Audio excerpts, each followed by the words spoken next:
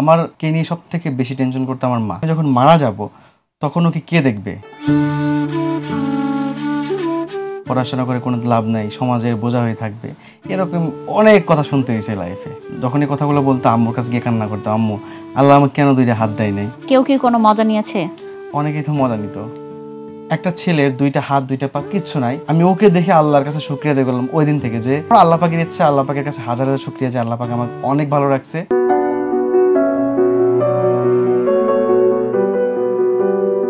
লাইফটা এত সহজ ছিল না, এখন যতটা সহজভাবে চলতে পারতেছি। অনেকে এরকম কথা বলতো, আমার মনে আসে যখন আমার বয়স মেবি 7 বছর বা 8 বছর এরকম, যে ওর কেন জন্ম হয়েছে, ওর জন্ম হওয়াটা চাই না হওয়াটাই ভালো ছিল।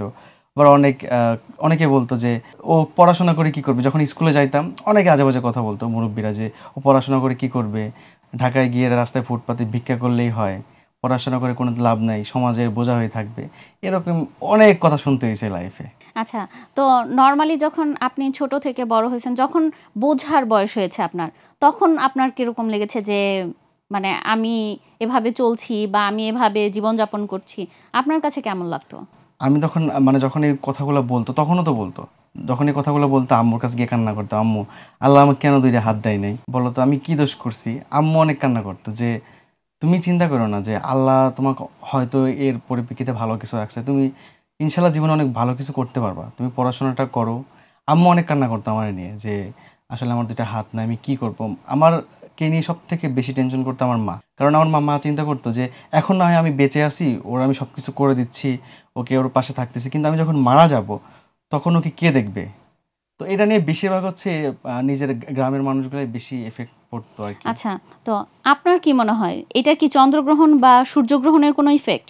না, আমি মনে করি যেটা আল্লাহ পাক আমাকে দিয়েছে হয়তো ভালো কিছুর জন্যই দিয়েছে। আর এটা আমার বিশ্বাস হয় না, কারণ এটা আল্লাহর সৃষ্টি, তো এটা তো আমাদের হাতে না, এটা হচ্ছে সব থেকে বড় কথা। তো এরকম কি কোনো ডাক্তারের সাজেশন নেওয়া হয়েছে কিনা যে কেন হয়েছে? হ্যাঁ, এইটা হচ্ছে আম্মু আমাকে বাংলাদেশে এমন কোনো হসপিটাল নাই যেখানে আমাকে নিয়ে যায় নাই। ঢাকা পঙ্গু হাসপাতাল, যেখানে যেখানে গেলে আমার আম্মু চাইছে কি যেমন করে হোক আমি দুইটা হাত লাগাবো, কিন্তু তখন তো এটা ছিল না যে আমার হাতটা লাগানো যাবে। এখন তো হয়েছে অনেক প্রযুক্তির উন্নতি হয়েছে, এখন তো হাত লাগানো যায় আমাদের। বুঝতে পেরেছি। আচ্ছা, তো এই কাজটা কিভাবে শিখেছেন আপনি, যে পা দিয়েই সবকিছু করতে হবে? পা দিয়ে সবকিছু করা শিখাইছে আমার বড় বোন। আমার বোন একটাই, ও আমাকে সবকিছু শিখাইছে, পা দিয়ে লেখা, পা দিয়ে খাওয়া।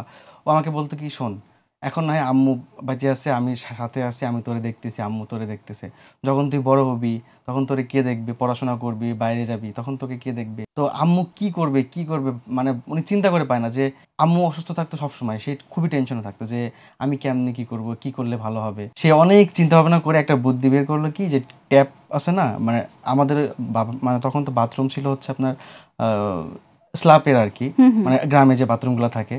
আম্মু কি করলো, বাথরুমের সামনে একটা চাউলের ড্রাম আছে, ড্রামের সাথে ট্যাপ লাগাই দিল। ওই ট্যাপে তুমি আমাকে বললো তুমি দেখো তো পারো কিনা পা দিয়ে।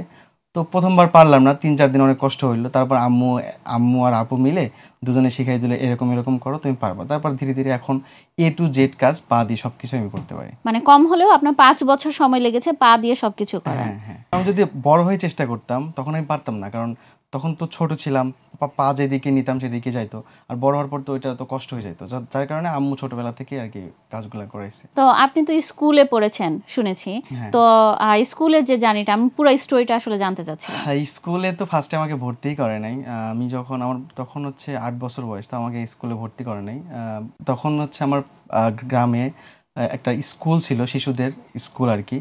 তো ওইখানে আমাকে নিয়ে যায় আমার হচ্ছে আম্মু। প্রথম দিন হচ্ছে ম্যাডাম আমাকে ভর্তি করে না। ম্যাডাম বলে কি যে ওর দুইটা হাত নাই, ও কেমনে লিখবে। ম্যাডাম অনেক রাগারাগি করে আর কি, যে আপনি কেন ওকে নিয়ে আসছেন। বা আম্মু দৈনিক একদিন পর পরই নিয়ে যাইতো, যে দেখেন আপনি পারেন কিনা, আমার ছেলে পারবে। কিন্তু উনি গুরুত্ব দিত না, ভর্তি করছিল না। 3-4 দিন যাওয়ার পর আর আম্মু গেল না। তারপর আপু বললো কি আমি তোরে লেখা শেখাই। হ্যাঁ, আসলে ওইভাবে তোরে কেউ লেখা শেখাবে না, আমি তোরে লেখা শেখাই। তারপর পায়ের মধ্যে এই কাঠি দিত, কাঠি পায়ের মধ্যে দিয়েও বলতো কি মাটির উপর দিয়ে আঁকাবি। তো মাটির উপর এমনি আঁকাইতাম, আঁকাইতে আঁকাইতে আপু একটা সাদা খাতা দিল আর কি লেখার জন্য, যে খাতার উপর তুই সারাদিন খালি আঁকাবি কলম দিয়ে। তখন কলমটা ধরতে পারতাম না ঠিক মতো, তো কলমটা দিত, আমি সারাদিন কলম দিয়ে খাতার উপর আঁকাইতাম, আঁকাইতে আঁকাইতে আঁকাইতে তারপর আপু একটা অক্ষর লিখে দিত সরেও, বললো যে এই সরের উপর তুই সারাদিন পা দিয়ে ঘোরাবি। ঘোরাতে ঘোরাতে ঘোরাতে যখন আমি লেখা শিখে গেলাম, তখন হচ্ছে ম্যাডাম আমাকে ভর্তি করছিল স্কুলে, যেমন তাও উনি ভর্তি করবে না, উনি রেগে গেছে যে আপনার ছেলেকে আবার নিয়ে আসছেন আমাদের এখানে। তা আমি বলতেছি কি আপনি একটু ওর লেখা দেখেন, এখন কিন্তু লেখা পারে। তারপর হচ্ছে আগে তো সিলেট ছিল, শিশু ব্রাক ছিল, শিশু ব্রাকে আপনার আগে সিলেটে লিখতাম আমরা, তো উনি সিলেটে আমাকে লিখে দিল। তো আমি সব কিছু যখন আমি অ্যাড্রেসটা লিখলাম, উনি অবাক হয়ে গেছে, কি ওর দুইটা হাত নিয়ে কেমনে এটা পারলো। তো আমার আমি বলতেছি কি আমার মেয়ে ওকে শিখাইছে। তারপর থেকে কিন্তু স্কুলে তো নরমালি এসব বাচ্চাদেরকে একটু এক্সট্রা কেয়ার করা হয়। আগে আসলে এরকম ছিল না, এখন হয়তো করে, কিন্তু আগে আসলে এতটা ইয়া ছিল না। আর গ্রামে তো আসলে এগুলা অতটা তখন সহজলভ্য ছিল না। যখন আপনি স্কুলে ভর্তি হলেন তখন আপনার যে সহপাঠীরা ছিল, আপনার বন্ধুরা কিভাবে নিত আপনাকে? প্রথমে কেউ স্বাভাবিকভাবে নিত না, দুইটা হাত নাই, মানে সবাই একটু কেমন জানি করতো।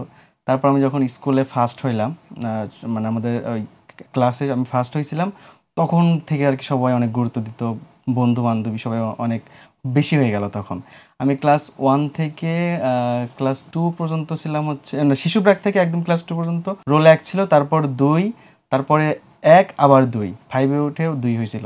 এরকম করতে করতে তারপর পিএসসিতে পাইলাম হচ্ছে 4.92 মেবি। তারপর হচ্ছে জেএসসিতে পাইলাম হচ্ছে 4.85, এসএসসিতেও 4.85, আবার হচ্ছে আপনার ইন্টারে 4.79 বা 78 এরকম। তো আপনি কি মানে সহপাঠীদের সাথে যখন আপনি মিশতেন, কেউ কি কোনো মজা নিয়েছে?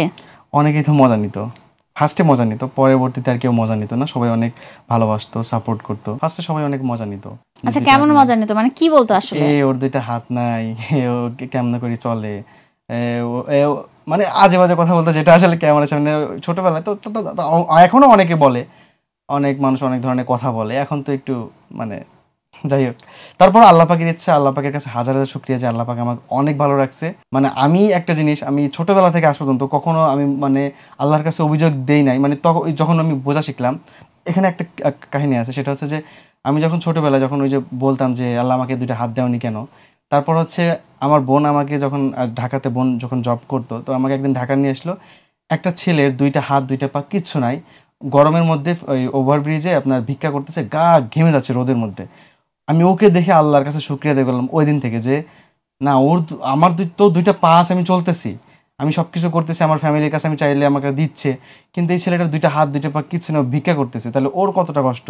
ওইটা থেকে আমি আসলে সব সময় আল্লাহর কাছে এখন পর্যন্ত শুকরিয়া আদায় করি যে আল্লাহ পাক আমাকে দুইটা হাত দেয়নি, এরপরে আমি আল্লাহর কাছে লাখো কোটি শুকরিয়া, সে আমাকে অনেক ভালো রাখছে।